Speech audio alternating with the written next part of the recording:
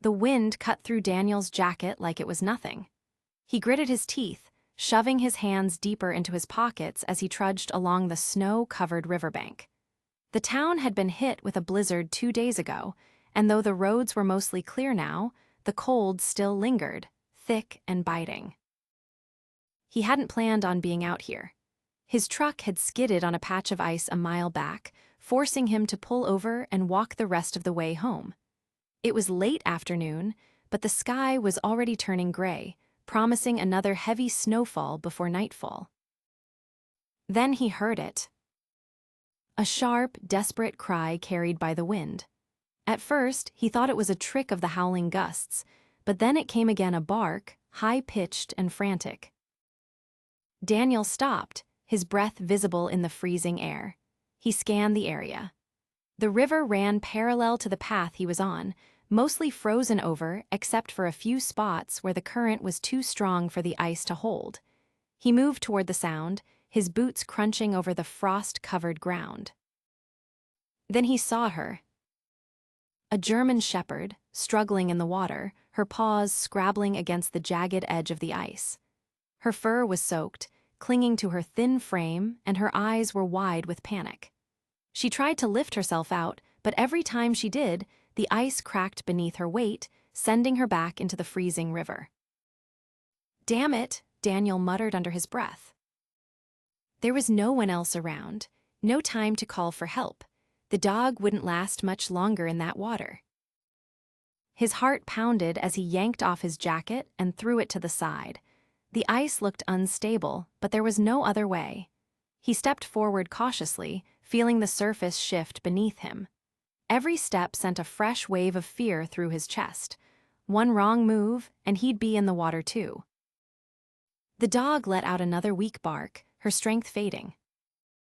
"Hold on," Daniel said, though he knew she couldn't understand. He got down on his knees, inching forward. The cold seeped through his jeans instantly, numbing his legs. His fingers burned as he reached out, trying to grab the dog's scruff. She flinched, her eyes darting up to meet his. "It's okay," he murmured. "I got you." He lunged forward, gripping the loose skin of her neck. The ice beneath him groaned in protest, but he ignored it, pulling with everything he had. The dog kicked, her claws scraping against his arm, but he didn't let go. With one final heave, he dragged her onto the ice. For a second, they both just lay there, breathing hard.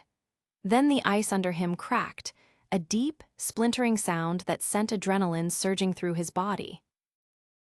"Move." Daniel scrambled to his feet, grabbing the dog and half carrying, half dragging her toward the riverbank.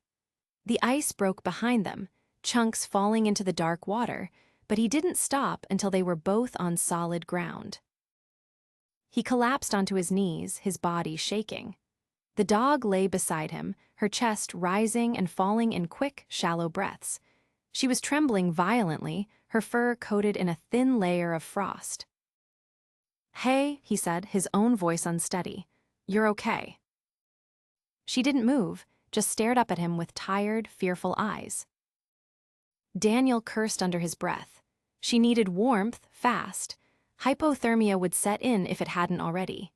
He grabbed his jacket from the snow and wrapped it around her, then, without thinking, scooped her up into his arms. She didn't fight him. She barely even moved. His house wasn't far. If he could get her there, get her dry. Daniel tightened his grip and started walking. The cold gnawed at his skin, his muscles aching with exhaustion, but he kept going. The dog's body was limp in his arms, her breathing soft against his chest. "Just hang on," he murmured. "We're almost there." Daniel pushed open the door to his cabin, the warmth from inside rushing over his frozen skin. He carried the dog in carefully, his boots tracking slush across the wooden floor. The weight of her in his arms felt heavier now, her body unresponsive except for the faint rise and fall of her chest. His breath was still ragged from the walk, but there was no time to rest. He lowered her onto the rug near the fireplace, her soaked fur leaving dark patches against the fabric. He grabbed the thickest blanket he had from the couch and wrapped it around her, tucking it under her shivering form. He crouched beside her, rubbing her body through the fabric, trying to generate some heat. Her ears twitched slightly at his touch, but she remained still, her eyes half-lidded. His hands were shaking, whether from the cold or something else, he wasn't sure. He had no idea how long she'd been in that water. Too long, probably. He stood abruptly, moving to the fireplace. The embers from this morning's fire were still faintly glowing. He grabbed a few logs from the stack by the hearth, his fingers fumbling slightly as he arranged them. Within moments, flames flickered to life, the heat pushing back the lingering cold. The dog let out a weak exhale. Daniel sat back down beside her, watching as the firelight cast shadows over her body. Her fur, now drying in patches, revealed her thin frame too thin.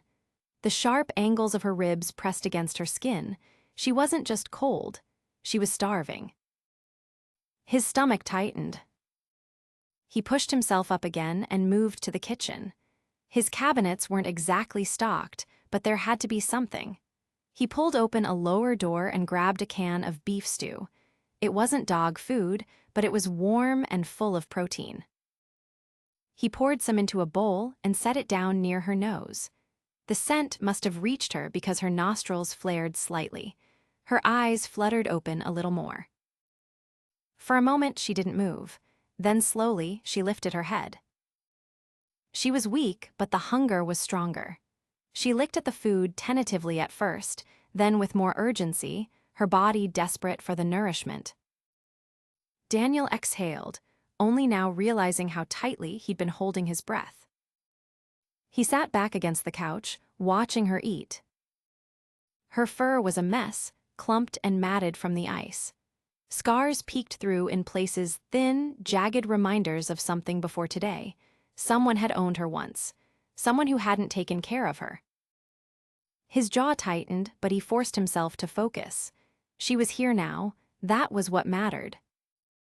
As she finished the last of the stew, she let out a small, barely audible sigh and rested her head against the blanket. Daniel rubbed a hand over his face. He needed to get her checked out. A vet visit was non-negotiable. There was a clinic in town, only a short drive from here, but she needed rest first. He stood, glancing at the time. The storm was picking up again outside, snow tapping against the windows. It would be better to wait until morning. As he turned to grab another blanket, a soft sound stopped him. He looked down. The dog was watching him now, her brown eyes clearer than before. She was still wary, but there was something else there too. A flicker of something he couldn't quite place. Trust, maybe, or the beginning of it. He crouched beside her again, resting his forearm on his knee. As he didn't flinch.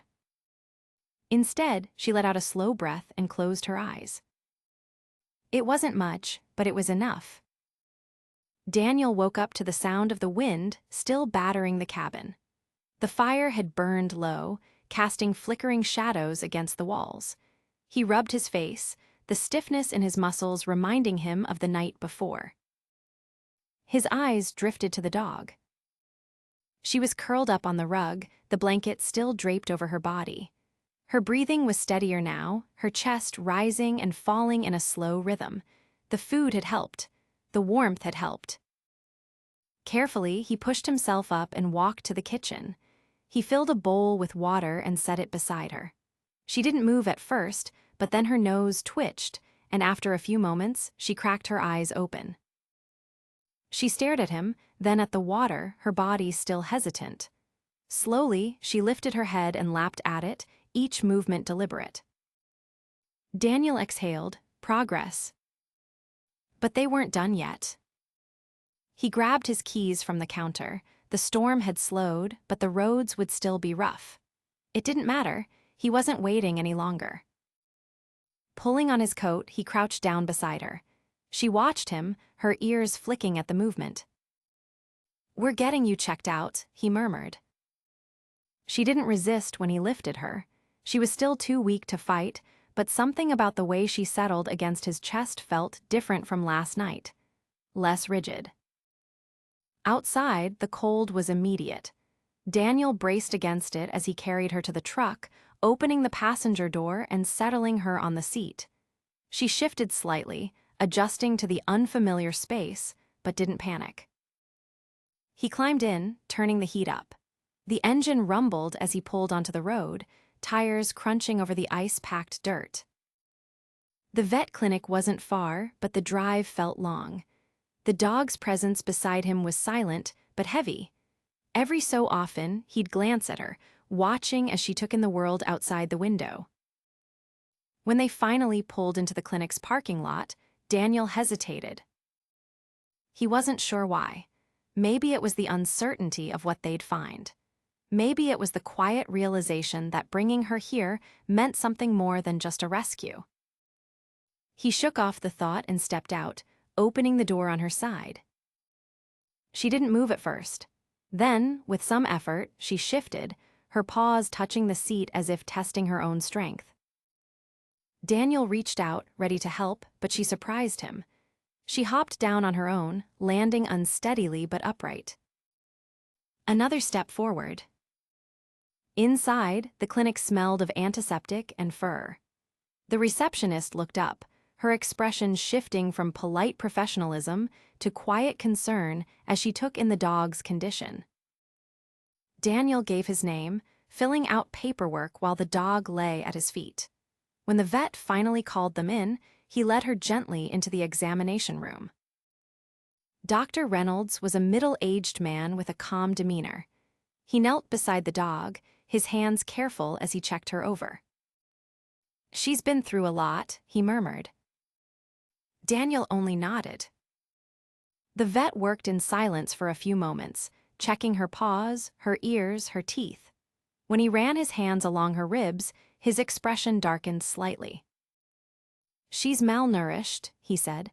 "Badly. Whoever had her before didn't take care of her." Daniel's jaw clenched. He had suspected as much, but hearing it confirmed made something burn in his chest.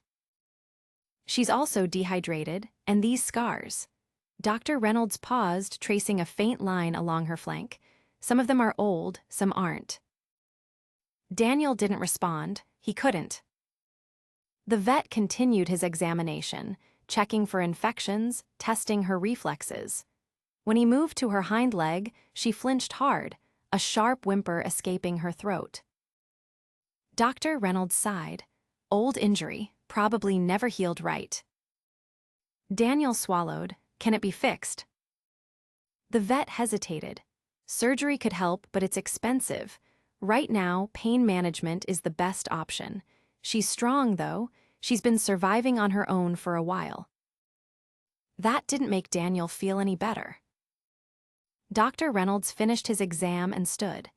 "She needs proper food, a warm place to recover. She's lucky you found her when you did." "Lucky." Daniel looked down at her. She was watching him again, those deep brown eyes searching his face. Something settled in his chest. As he helped her back to the truck, he realized he had been calling her the dog in his mind this whole time. That didn't seem right. She deserved more than that. She deserved a name. When they reached the cabin again, he opened the door, letting her step inside first. She hesitated, then walked in, the warmth wrapping around them both. Daniel followed, shutting the door behind them. He watched as she moved toward the fireplace, settling down on the rug without hesitation this time. Her body still showed the signs of everything she had been through, but she was here. She was safe. And she had a name now. "Nova," he murmured. Her ears flicked. She didn't look at him right away, but after a moment, she let out a soft breath and rested her head on her paws. Daniel sat down nearby, stretching his legs out. "You're staying," he said, more to himself than to her. Nova didn't move, but the room felt different now. Like she already knew. The storm had finally passed, leaving a thick layer of snow blanketing the landscape outside. Morning light filtered through the cabin's windows, casting a pale glow over the wooden floors. The fire had burned low, only faint embers left in the hearth, but the cabin was warm enough. Daniel sat on the couch, his coffee cooling in his hands, his gaze drifting toward Nova. She was curled up on the rug, her body rising and falling in steady breaths. For the first time since he'd found her, she looked at peace. It was strange how quickly she had become part of the space. The way she fit there, as if she had always belonged. Daniel took a slow sip of his coffee, the warmth spreading down his throat. The vet had made it clear Nova needed time to recover, but she was resilient. Strong, that much was obvious. She had survived things most wouldn't. Still, there was something about her that made him uneasy. Not fear. It wasn't that. It was the way she watched him sometimes, like she was waiting for something, expecting something. There were gaps in her past, things he would never know, but he could guess. The scars, the way she flinched when touched too suddenly, the thinness of her frame even now. Someone had failed her. Daniel exhaled, rubbing the back of his neck before setting his coffee down. Nova's ears twitched at the sound, but she didn't lift her head. He needed to get her outside, let her stretch her legs. Standing, he grabbed his coat and moved toward the door. The cold hit immediately when he stepped onto the porch. The air was sharp, crisp in that way it only got after a heavy snowfall. The trees stood motionless, their branches weighed down under the thick ice. Everything was quiet, still. When he turned, Nova was standing in the doorway. Her body was tense, her posture cautious, but she was watching him, waiting. He stepped aside, giving her space. She hesitated before stepping onto the porch, her paws sinking slightly into the snow. Her nose twitched as she scented the air, ears swiveling at the distant sounds of the forest. Daniel leaned against the railing, letting her take her time. She moved slowly, each step measured. The snow came up past her legs in places, but she didn't seem to mind. Instead, she lowered her head, sniffing at the ground, taking in everything around her as if she was mapping the space out in her mind. Then, for the first time since he'd brought her here, she wagged her tail. Not much, just a faint movement, but it was there. Daniel felt something settle in his chest. Nova took another cautious step forward, then another. Her movements grew more confident as she explored, her tracks leaving shallow impressions in the snow. She wasn't running, she wasn't bolting. She was staying. The realization hit him harder than he expected. His fingers curled against the wood of the railing, his gaze never leaving her. She had a choice now, and she was choosing this. He watched as she lifted her head, her dark eyes meeting his across the distance. There was no fear in them now, no hesitation, just quiet understanding. Daniel exhaled, his breath visible in the cold air. Nova took a step closer. She was still healing, still cautious, but she was here. And maybe, just maybe, that was enough. The days passed in quiet routine, each one bringing small changes subtle but undeniable. Nova was gaining strength. Her frame was still lean, but the sharpness of starvation had softened, the ridges of her ribs no longer as stark beneath her fur. She moved with more confidence now, her steps steadier, her muscles regaining the strength they'd lost. Daniel noticed it in the way she carried herself. She no longer hesitated before stepping outside, no longer flinched at every unexpected sound. She was learning that this place, this life, was safe. The biggest shift had come unexpectedly. One evening, as Daniel sat on the couch reading, Nova had approached him not cautiously, not with the hesitation that had once defined her every move, but with something else. A quiet certainty. She had placed her head against his knee, her body warm against his leg. It had been a simple gesture, but it had struck something deep inside him. He had lifted a hand, resting it on her head, feeling the slow, steady rise and fall of her breath. She had closed her eyes at his touch, leaning into it. That was when he knew. She wasn't just recovering, she wasn't just adapting. She was staying. The next morning, Daniel made a decision. He drove back into town, the roads clearer now that the snow had settled. Nova sat in the passenger seat, her posture relaxed, her gaze occasionally shifting toward him as if making sure he was still there. The pet supply store was quiet when they stepped inside. The bell above the door chimed softly, and the scent of kibble and rubber toys filled the air.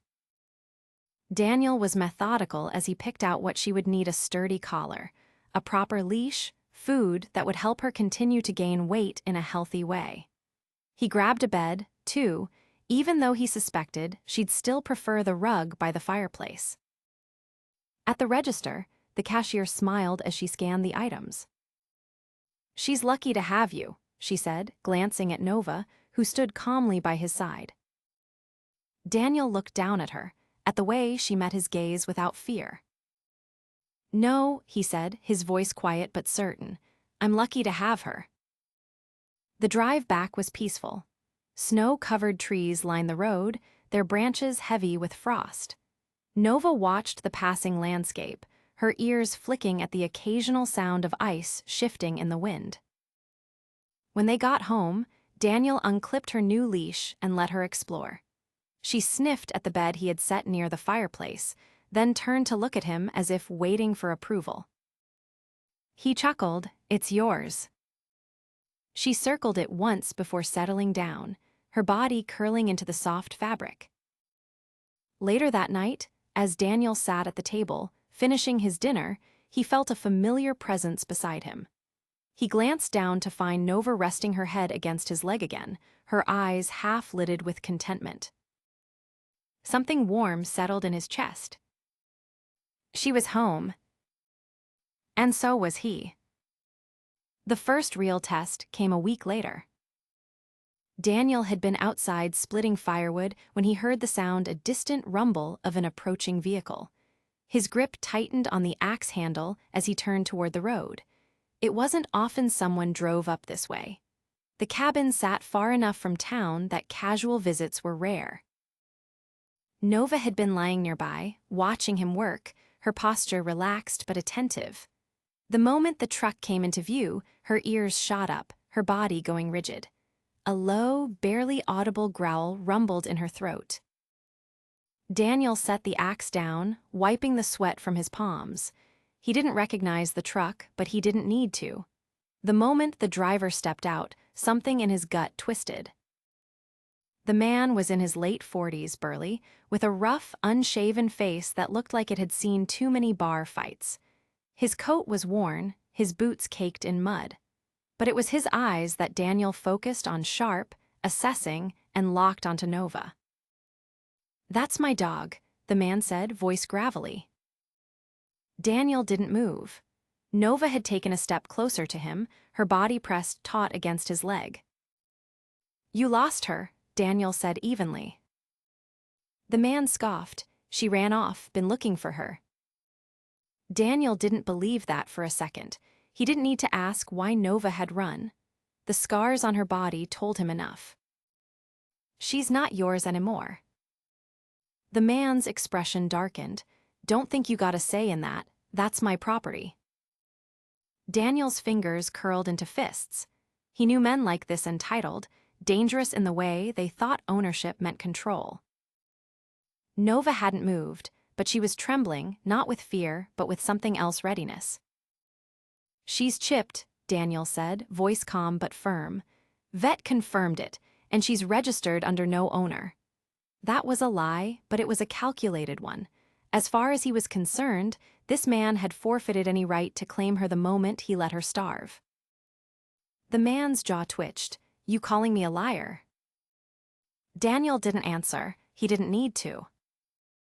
A long silence stretched between them. The wind cut through the trees, the only sound in the cold, brittle air. Then the man took a step forward. Nova moved before Daniel could. She bared her teeth, her hackles rising, a deep, guttural snarl ripping from her throat. It wasn't just a warning, it was a promise. The man stopped. For the first time, Daniel saw hesitation flicker in his eyes. "She's not going with you," Daniel said. The man's lips pressed into a thin line. He glanced at Nova again, at the way she stood protectively in front of Daniel, unmoving. Then he spat on the ground, turning back toward his truck. "She ain't worth the trouble," he muttered. Daniel didn't relax until the truck disappeared down the road.